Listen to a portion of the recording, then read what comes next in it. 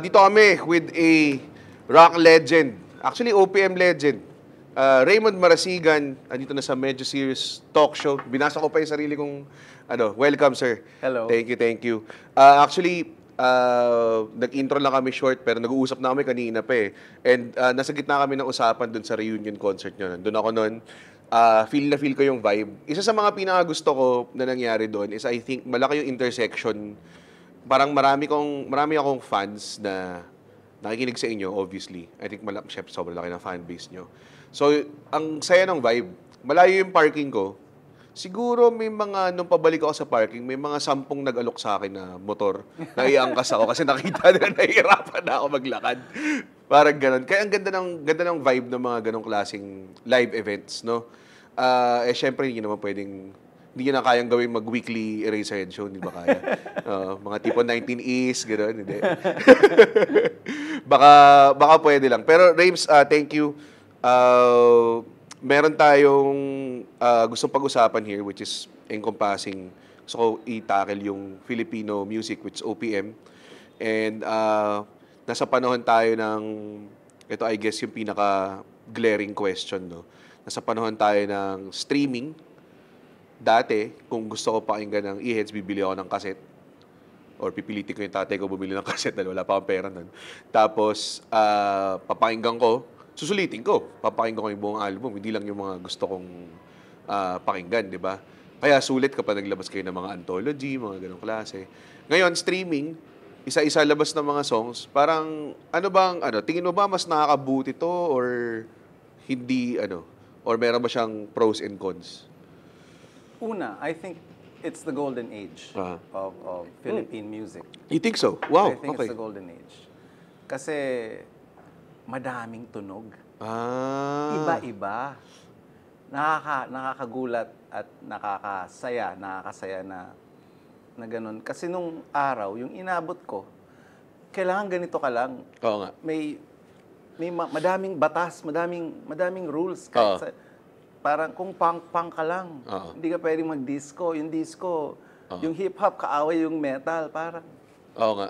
Pero, kasi lumaki ako sa probinsya, hindi ganun masyado sa probinsya. Sa probinsya, music lahat. Yeah. So, yung music ng tatay mo, music ng mga tatay mo ng mga Frank Sinatra, ng mga pinsan mo na classic rock, yung Sharon Cuneta sa radyo, yung hip-hop sa underground, mga nagbe-breakdance, tapos yung punk na dala ng balikbayan mong pinsan. Isa lang yun lumaki ako, isa lang yun eh. Music lang lahat yun. Pagdating ko sa Maynila nung college, may may subcultures na very, very strict yung bakod. Nung college ka, mga anong panahon? Hindi naman sa pinapla... I-reveal ko age. I'm 53. Yeah, okay. This year. So, mga late 80s. I'm 53 this week. Wow! Congrats! Happy birthday! So, nung college ako, ganun pala. So, nung tumutugtog yung heads, lahat kami lumaking probinsya, medyo similar yung namin sa music, which is iisa lang yung hip-hop and this. There's differences sa pero lumaki kami na hindi yun. So, pag lumalabas kami ng medyo iba sa tunog namin, pati sarili naming fans, binabato kami. Talaga? Wild. Oo. 98, sumalang sa amin si Francis M. sa Araneta Coliseum. Tama. Yung fans namin, binabato kami kasi may hip-hop. Kasi may hip-hop.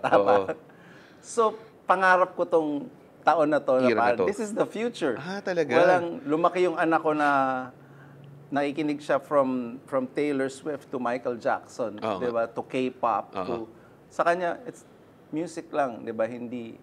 I really, tawag dun, kind of expected na parang, you would say bad things about this day and age. Pero grabe, no?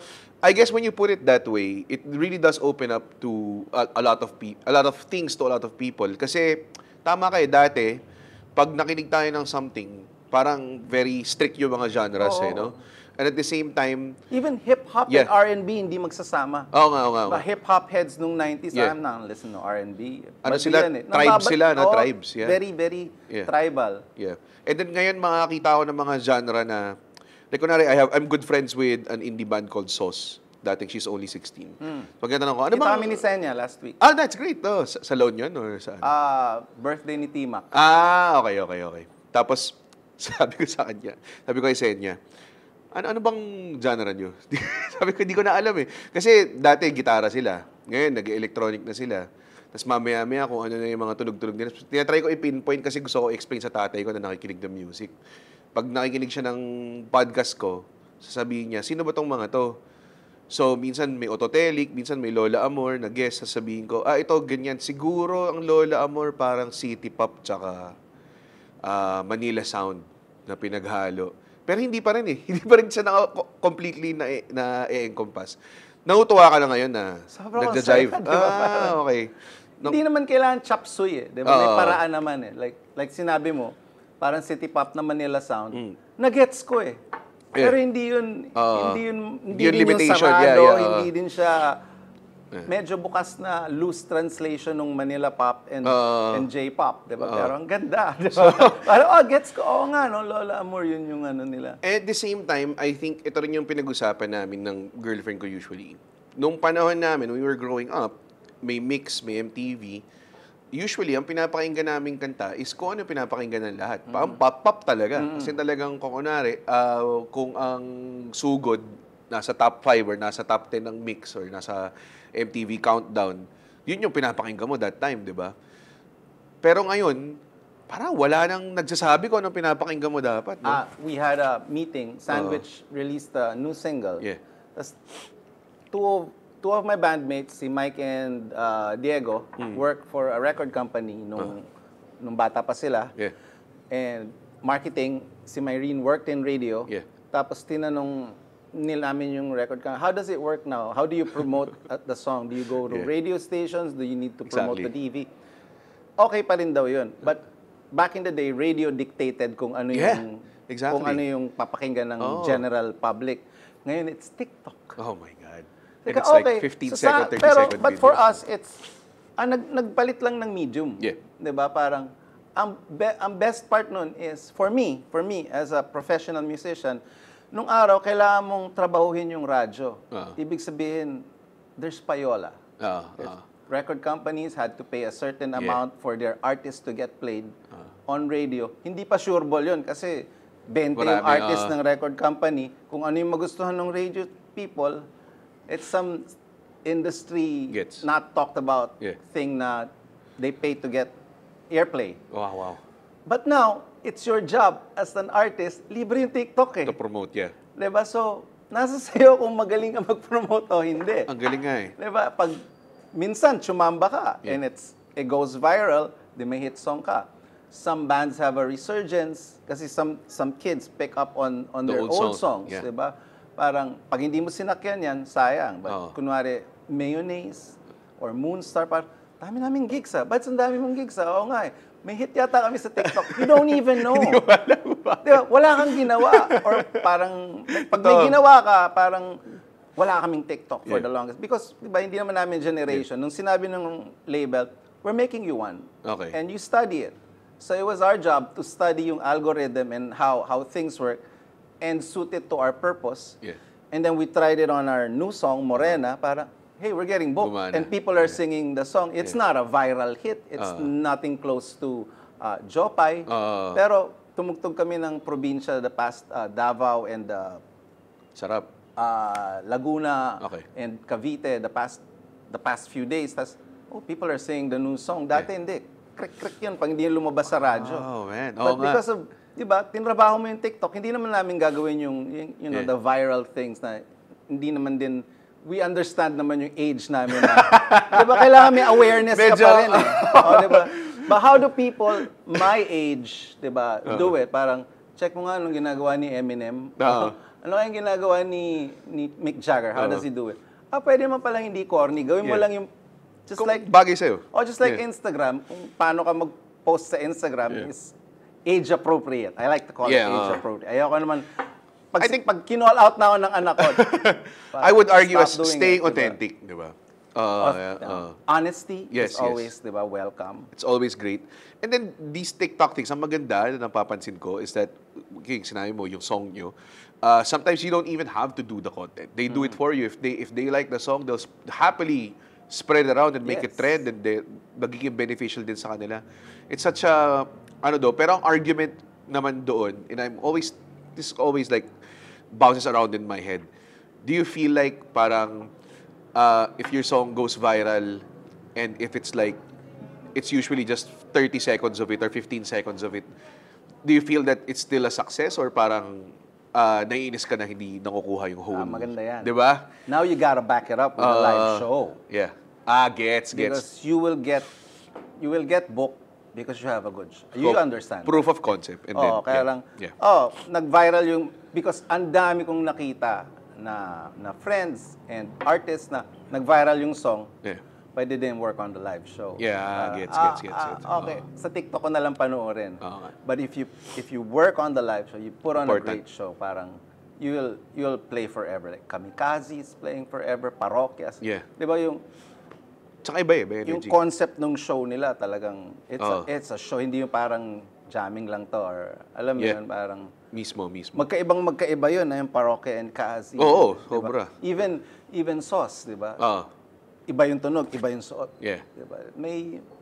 I appreciate it now sa kids. Parang may mga friends ako na younger musicians parang kasali hindi lang yung suot nila.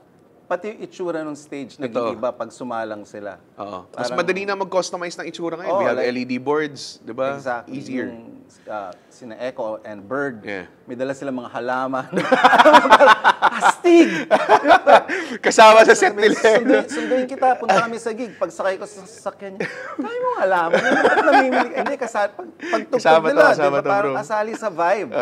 I love it. Diba? Yeah. May iba, may dala silang sariling, napanood ko yung UDD. Yeah. Recently. May dala silang light show. Oh, man. Sarap. May light show, parang nanonood ng Prodigy. Alam mo, parang massive attack. Iba talaga live. Iba talaga. It feels like, tawag dun, if you are listening ngayon sa mga records. I think more than ever din, kasi nung pandemic, nung tinanggal yung live sa atin, I think tumaas yung appreciation by like, kasi I felt it, like mga, siguro 200%. Parang mga tao para okay. Kahit ako parang naramdaman ko, shit, manood na ako ng concert ulit, manood na ako ng mga ano ulit. 'Di ba? Kasi parang I think naisip ng mga tao dati, you always have time to watch your favorite performers. Tayo yung mga artist na tipong, sige, next time pare. Next time pag dumaan kayo Makati. Parating, alam mo yung mga excuse ng mga kaibigan mo or mga acquaintances mo na parang, kailan ba kayo sa Alabang? Pag nasa Alabang ka na, ay wala ako niyan, 'di ba? So, nung nagka-pandemic, I think na-raise yung urgency to watch us. And the same time, tayo naman, that live performers. Parang iniisip ko, we now kind of like step it up to make it seem na sulit manood Huwag ka na kayo manood online, di ba? Parang ganun. Can you talk about like, how is it super great now with like people attending more and more stuff and then you guys doing a tour pa with the Eraserheads, 'di ba? What is something you look forward to kapag live talaga? Live shows are our bread and butter. Hindi ka naman Has it always been? Always. Talaga? I think around the world. Talaga? I think you pay your rent from live shows, not from royalties. Not from the royalties, not from endorsements. Yeah. But live shows talaga. Okay.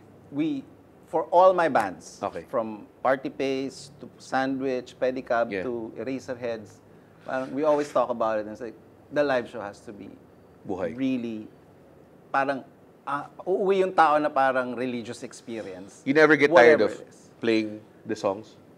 Oh, no. Because when you play the song, most probably the first time lang yan maririnig ng audience na yan. Live yan. Kunwari, kung tumugtog kami in Davao, Yeah. last time narinig yun kung hardcore fan ka, nanood ka nung last show, that was 3 years ago. Diba? Okay. Parang, most favorite band in the world? Dead or alive, kahit ano. Maya. Siguro. Maya. You can listen to Oh, yeah. Maya, Ricos, Anything. or Bamboo Sing. Exactly. Diba? Those songs, every year. I'd be You know? disappointed Diba? if I attended and I didn't hear, kunwari, 214 or Exactly, AC or diba? ganyan, di ba? So, yeah, I get it. Pero from the artist perspective, kayo? No, it feels the same. Oh, Parang, okay. this is the first time you're hearing Yeah. this. This is gonna be sick. Diba? Every time I play Sugod or Betamax Talaga? or a new song, parang this is the first time you're hearing it. Parang paparinig mo sa nanay mo first time. It It feels the same. Yeah. Rehearsing That's it, great. parang let's just go through the motions of it. But playing it to an audience, it feels the first time, parang... That's what my favorite thing to ask musicians. Kung nag-asawa kayo, if I ask Lola mo, Raining in Manila na naman. They don't. It's usually, ganyan, same na same yung answer and everything. Kasi, yun yung pinaka-difference natin as artists. We're both very live-centric performers, musicians and comedians.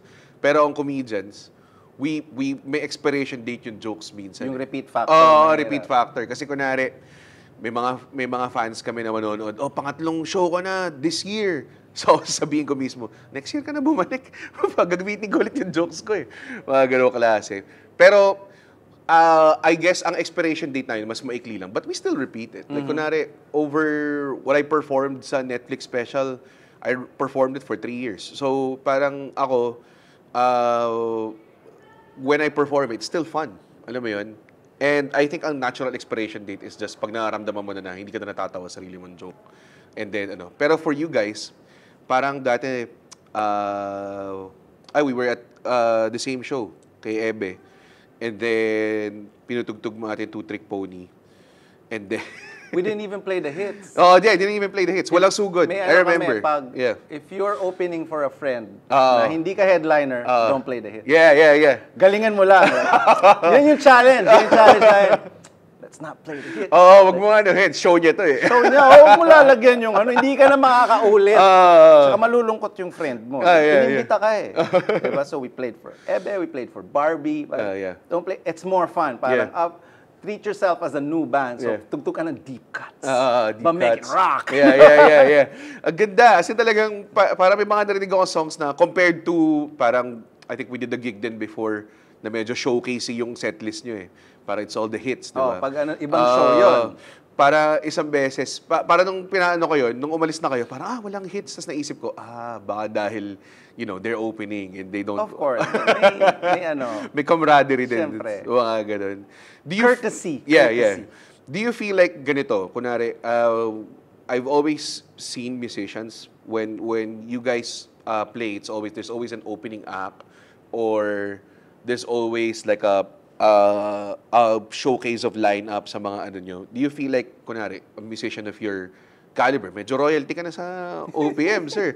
So parang inisip ko, do you feel somewhat may metal of responsibility ka in like fostering the next age of I don't think of it as responsibility. I think of it as a fan. Talaga? Wow. Parang Sandwich has a prod. We started these production things ever since kasi walang nagpapatugtog na bar sa amin in the start. Parang Mayrix gave us Sunday. He gave us Sunday. So we call it Sunday Grabe Sabi. It was one of the first band productions where we can invite our friends to play. Okay. So all the bands that we were liking at the time, parang, narinig mo na ba yung Greyhounds? Imbitahin natin sila doon sa so prod parang na. reko-reko, ganun. So I don't think of it as parang, ako yung senior dito, kailangan. Hindi, it's bands that you wanna hear live. Kasi hindi ka makapunta sa show nila because you're all playing the weekend. So, imbitahin kaya natin sina Senya, nandito ba sila sa Manila? Because I wanna see them play. So I wanna see them play, I wanna see Cheats play. So imbitahin natin sa prod natin. So, unless it's someone else's production, diba? Imbitado lang kayo. But if it's our show, parang we invite the bands that we wanna see live. Parang, galing pala nitong banda na to. And you wanna hang out with din sa backstage and you everything. curate your own. Like, si Mike has a tour with Teeth. Uwi si Glenn eh. They have a few shows coming up. Siya nag-curate. Para, dito sa show na to, gusto ko kasama POT. Ito, Razorback. Ito, Sandwich. He's curating the whole tour. So kahit na puro Teeth yung headliner, dito may Pupil, dito may Sandwich. Masaya panoorin yun. Kahit panoorin mo yung buong leg. It's one whole big camaraderie, sisterhood and brotherhood, no? Not necessarily. May mga kakaaway pa rin. It's an ecosystem, just like any industry. Diba? Exactly. It's an ecosystem na symbiotic. Hindi naman all love and love. There's competition. There's How are you with Eraserheads? Paano ang nyo? Yung Heads is not a real band. Right now, we're parang para kayong Avengers, agents. parang ganun. Hindi nga, free agent na parang NBA, wala akong team, di ba? So, pag, it's not a secret, hindi kami magkasundo most of the time. But that's, di ba, it's normal. We never aired it. we never aired our differences in public. But obviously, it's petty. Yeah. It's petty. It's Gets. mga pinagsimulan pa nung bata kami. Pag nagkasundo, when everything comes together, like the managers and the promoters and the sponsors, there's a show. Tsaka lang ako tatawagan ng manager ko. We're going to do a show with the heads. Yeah. I talked to my closest friends. I see. Kasabi girlfriend ko si Erica, si Diego Castillo, si Mon of Team Manila. Should we do this? Si Shinji. Like, should I do this? Parang. Kasi then we'd weigh the pros and cons. Sabi niya, high school pa kasi yung anak mo, kailangan pa niya gumraduate. Okay, gawin natin. Ibig sabihin, kailangan mo ng pera. Tuition. Kailangan mo ng pera, gawin mo to. Pero the key to victory is we always call each other and patch up our differences. That's great. Even for a short. Because you're gonna share stage. Yes. And I do not want to share stage na hindi ko pinapansin yun. Exactly. Dinaanan ko na yun eh. Before the Heads disbanded, di na kami nag-uusap for a year. It's the worst feeling. Yeah. Tapos, Sandwiches parang forced you take relationship. a bullet for each member. Dapat ganun eh. Parang you have to trust your bass player. Saan kanya dadalhin. That feels like more of a band for you then. That's how the band comes together. I see. We have a little dinner. We talk, we cry, and settle our differences. For the time being, pwedeng in a few years magkaaway ulit kami or hindi kami magkasundo for one reason or the other. Pero we have to settle our differences. Yeah, definitely. Have a few, meals together. There's a lot on the table din kasi when you did the reunion tour, parang obvious na there's still a lot of clamor for more. I'm guessing parang do you feel a sense of parang again, responsibility for like kawawa naman yung fans matagal na di nakanood ng Ian's concert. Hindi naman kawawa. Parang if there's pag may show, let's do it. And I want to give them their money's worth. I know it's going to be expensive. So, it's still your very expensive. kind of like, it's still your responsibility as a performer. Yes, I want to give, we always talk about it, parang, ayoko yung title, hindi naman to, whatever it is, parang, and then, nakaano na yan. It's like, whatever. I just want to have a good show. Yeah. Parang, it was a great show, by the way. Thank you. But I want you to play better. Okay na yung rehearsal. No, we need to play better. So, kinausap ako ni Marcos. Di naman tayo ganun tumugtog nung araw. Sabi ko, Mac, iba na yung panahon ngayon. Nakita mo ba yung Lola Amor? Nakita mo, iba na yung sukatan. Hindi na pwedeng, bahala na, jamming up. Simulan mo, susunod ako, tapos kita tayo sa dulo. Tapos na yun. Sabi ko, now you gotta put on a good show. Pare, malulugi yung fans. Sanay na sila sa Taylor Swift eh. Even the old folks. Para, sanay na silang manood ng concert na K-pop. And nakita na nila sinamahan na nila yung anak nila kay Miley Cyrus. Hindi nakita nila yung value for money sa live shows. We have to have a good show. Intense. I want it na, for all my bands. I want tanggalin mo yung lights, tanggalin mo yung graphics, tanggalin mo yung costume. Kahit nakapikit, tama yung tunog. It doesn't have to be clean because we're never clean. But it has to be right. It has to feel right. And you have, pero laki din ang tanong ng sound quality natin sa live. Oo naman. Grabe. Hindi naman, hindi pati pa sa rin recording, tayo, sa recording, we're, at par. Yeah. Dati parang pag nakinig ako ng mga lumang recording, parang, nakaka-frustrate. Alam mo yung tunog, tunog Pilipinas pa.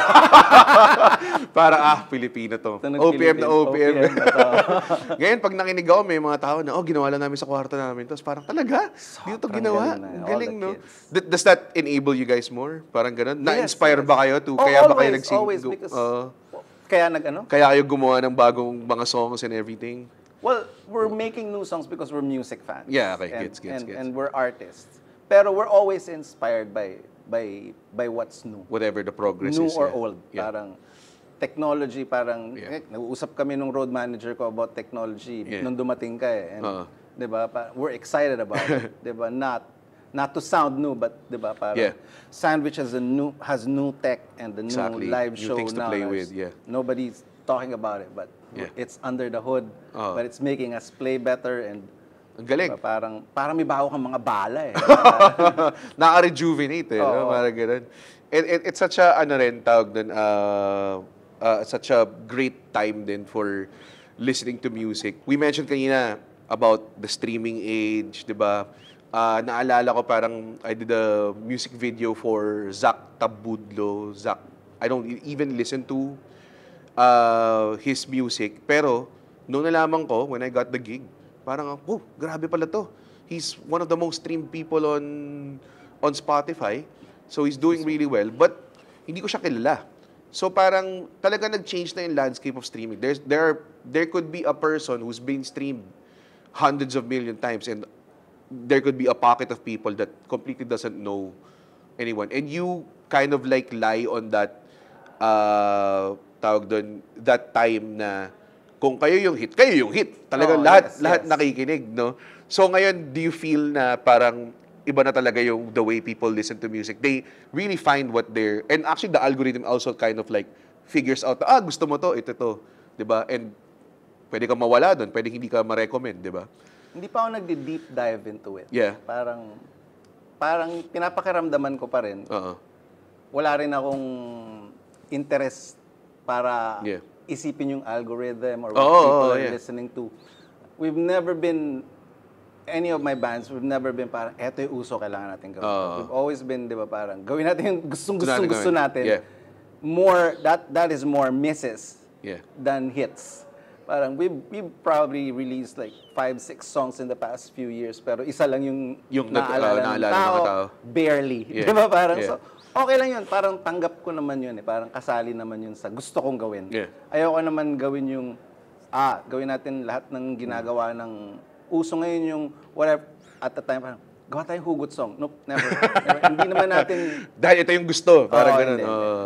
We've always done songs that we like at the time. Kung ano yung pinagdadaanan mo at the time, kung malungkot ka nun, di malungkot yung lalabas, o rock yung lumabas na hindi naman uso, or hip-hop. Kasi may lumabas na album na gustong-gusto mo, whatever it is. Well, there's been sobrang dami ng Filipino music throughout the ages. If I compare it to my industry sa comedy, I could literally trace back where it started. And it's not even, I think, hasn't even been 20 years. Sino unang stand-up? Ang unang stand-up, I would say, if I trace it back, it's probably around Rex Navarrete or Gary Leasing, I would say. But they didn't establish the scene here. The people who established the scene here, sila Tim Tayag, sila Alan Manalo. Pero Gary Leasing, if you wanna credit really old school. And then, those are the people na did stand-up talagang, pinromote nila yung stand-up. Pero there's also other people na would say, pork chop duo. Counted ba ang Ray Cards? Ray Cards, diba? Counted ba yun? Yeah, duo. Or singing duo yun? May duo. I would argue din kasi kahit si Mitch Valdez does stand-up eh. Si Subas and Noel. I'm hindi ako familiar. Champoy. Yeah. Maybe. May shtick din sila na... Those are, I think, if I trace it back, stand-up sila, pero they didn't define themselves as stand-up com. Kumbaga hindi sila super... Entertainer. Kasi may singing eh. May singing and comedy, tama. Pero like, kunwari, people like Mitch Valdez, noong naparod ko siya as a kid, sabi ko, stand-up yung ginagawa niya in between, if I look back. John Santos. Yeah. John Santos. He would have, diba? More impressionist, pero stand-up talaga. Material Si Mitch is Doña Buding. Yeah.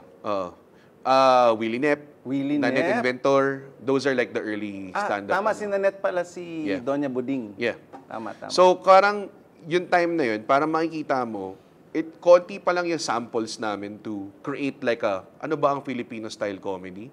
It's so hard to figure out, lalo na a lot of the things that the early people did then whatever material they saw in the West then. So ngayon, we have so much music.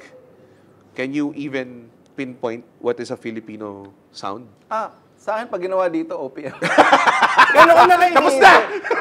Yun na yun. Kasi, hindi maganda. Meron akong history. I was hanging out with some kids in Abadjao of Four of Spades. Tapos sabi ko, nung araw, we were defined by covers. Yeah. Philippines was the best cover scene in the world. In the world. Really good at covering. Kasi it was because of the US bases. Yeah. So, dadating yung mga sundalo, play this, play the Beatles, play the Stones, play American Top 40. Tapos lahat ng musicians would flock the bases sa Subic and Clark and diyan ka gumagaling. So lahat ng musiko natin na nung araw, lahat na magaling, kailangan nag-tour of duty ka diyan sa bars in the American bases areas. So everybody from Juan de la Cruz to Arnel Pineda. Wow. That's where you cut your teeth. So pupunta ka ngayon ng Maynila and across the Philippines, parang, or naka-hire ka na para bumiyahe abroad, Hong Kong, Singapore, Japan, lahat ng barko, sumakay ka lahat ng show band dyan, Pinoy.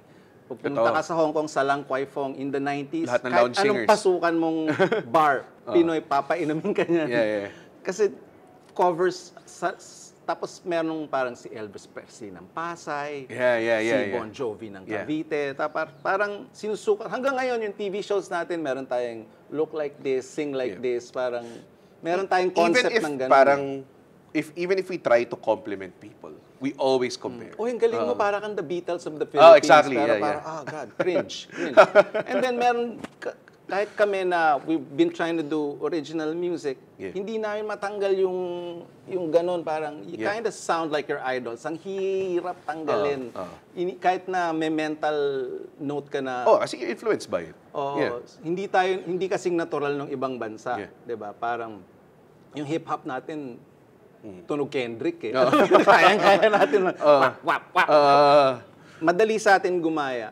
Tapos, nagkaroon ng time na nagkaka-original songs. The Dawn lumabas. Uy, pwede palang orig. Pwede palang orig, And then, dumating yung 90s.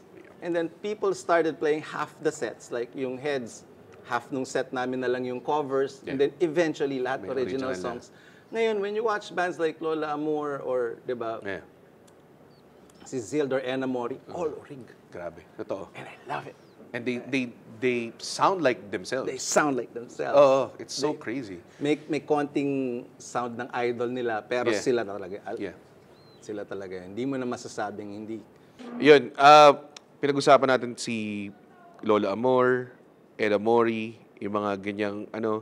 And if you listen to them now, they're really diversifying OPM. Yes. And then now, parang iniisip mo, for the longest time, you're trying to define ano yung Filipino sound. And now, these kids will come in and just blow it up. But they do sound Filipino pa rin. Yes. Ano mo yun? It's such a, tawag dun, I guess, parang, dahil pag nakikita lang ng mga tao na meron sobrang defined sound ang K-pop, may defined sound ang ibang bansa, or whatever genre they emanate from, parang nagka-clamor din tayo na ano bang tunog ng Pinoy? Which is, I think, the wrong way of doing it, I guess. No? I think so. Parang tama ka dyan. Yeah, parang it's I think none of the artists are thinking that, I gotta sound Pinoy. It's more of myself, right? Parang ganun. I just wanna express myself. Parang, I don't think si Enamori or si Zildor ko, kailangan Pinoy yung sound. Kailangan may Tagalog word ako dito. Parang, kahit ano yatang gawin mo, Pinoy ka kung dito mo ginawa. Natural na yun eh. I want to touch on what you said na ngayon yung golden age. You're coming from a very successful age. Yung when you guys were like But a very difficult time. Talaga? Oh, wow. Okay. Can you elaborate on that? Or? Pag iba yung kasabay mo na crowd, yari. Talaga? Oh, wow. If you play to a metal crowd, papastusin ka. You play for a punk. Yung hardcore factions of the music scene. If you play to a hip-hop crowd, di ka papasinin. Diba? Parang... Ngayon yung mga tao... Ngayon, pag magaling ka, magaling ka. Wala nang pag ginalingan mo, kahit di ka nila kilala, kahit anong age mo, we'd play provinces na, sino ba to? Diba? Parang, yun yata yung taga-Eraserheads. They don't care. Pero pag ginalingan mo, kahit yung kanta, hindi nila English, Tagalog, nonsense, just like, ang analogy ko, gusto ko lagi nanonood ng Wonderland, that festival. Takita doon. Saya mo nga eh. Wala akong kilala. Siguro Arctic Monkeys lang, ibang araw. Siguro isa, dalawa lang yung kilala ko. Pero, i-judge na, hindi ko to type, kain muna ako. Pero pag may nagusto, ang galing nito, sino ba to? Pakinggan ko na lang sa Spotify pa uwi. Ang dami mong na-discover ko dun si FKJ, I think. FKJ. Galing nun, di ba? Tapos parang sinabi ng girlfriend ko, nasa Tagapalawan lang isa pag, Pinoy ito? Sabi ko, OPM pala. Sabi ko, atin pala ito eh. Pero di ba, ganun na mga yung makinig yung audience. That's why I love it. That's why I call it the golden age. Pag ginalingan mo, kasi I wasn't there for them. I was there for Ravina, I was there for Rico Blanco, alam mo yun. Pero all the other bands na naabutan ko, parang, oh wow. Grabe, Nagkalat gagaling itong nga mga ata to. si Ravina eh. Oh, Diba? Parang meron siyang technical difficulty. Yeah. So parang nakaka-disappoint. Yeah. So ganun din. Kahit sikat ka, Yeah, meron pa rin. You're pag vulnerable. nagka-problema ka on stage, tapos nadala siya eh. Yeah. Parang nakita ko yung Frustration, frustration eh. yeah. Nakakawa naman. Parang nag-skip siya ng isang kanta. Oo, Parang ganun. naglolo ko yung, may naglolo ko sa system. Yeah. Okay, we're talking about fan support.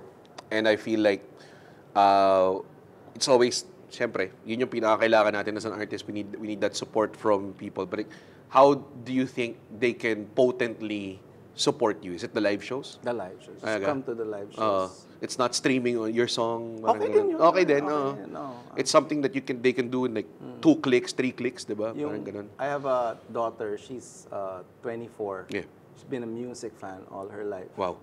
Tapos nanood siya, nakita ko yung mula nung dinala ko siya kay Miley, kay Lady Gaga, kay Katy Perry. Tapos nung teenager siya, all these punk pop bands. Yung mga dala ni Vernon ng mga all-time low, The Mains. Dinaanan niya hanggang mga Warped Tour nung pumunta siya Amerika, nanood siya hanggang ngayon Taylor Swift. So ang ganda nung, 'di ba? Sinusupport niya yung Diversity, musician. Yeah.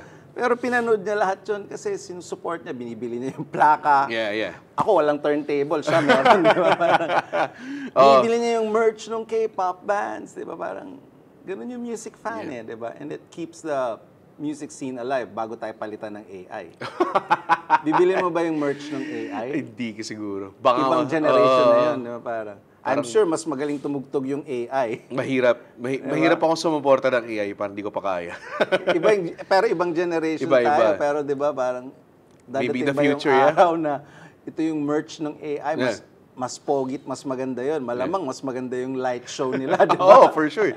Tsaka hindi na mapagod yun. Hindi na mapagod. Pipirmahan niya lahat. Baka gumawa na... Hindi yun masungit. Hindi yun mag-OD. Hindi makukulong. Walang scandal yan. So, wala laban tayo. Masyadong perfecto though. Yun yung I think, sinasabi ng mga tao, when people are threatened by AI, pag artist ka, parang ang glaring na pumapasok sa utak ko is parang masyado silang perfecto and masyado silang na-curate. And it's the... Walang danger. Hindi sasabit live. Exactly. Walang sasabing mali, hindi maka-cancel. Kailangan yun eh. Kailangan mo ng something na ganun eh. Para maging interesting yung thing mo, I guess. Danger. Danger and mistakes, di ba? That's, I think, that very essential sa formative years mo as an artist. Okay. We're winding down. Tama ba? Meron pa ba tayong minutes dito? Okay. We're winding down, sir. I could talk to you hours, for sure. And I'm pretty sure may mga tao nakikinig bitin to. Pero, if you feel like, if you wanna tell people on how to, keep the industry going, what would you tell them to do? Go out. Go out and catch. Ang daming nagtatanong sa akin. Itong pinakamadaming tanong, how do you make it? How do you make it in the music industry if you wanna be... If you don't want to just play in your room and release music from your room, you gotta go out and find your tribe. You watch the shows na gusto mong type na music and then you talk to people. Essential. Parang kung madaming mas magaling, madaming mas bata, but they don't go out. Diba? The people you see playing shows are always out. Spoiled tayo with tools eh. Like, literally, musicians can make their own music by themselves. You can make it at home. In their own rooms. Pero if they don't go out, they don't... If you don't go out, you don't promote. Diba? If you don't do whatever it is, it's needed to promote the music, magaling ka lang. Yeah. Diba? But if you wanna play... magaling ka lang. Magaling ka lang mag-gitara. Galing ka lang kumanta.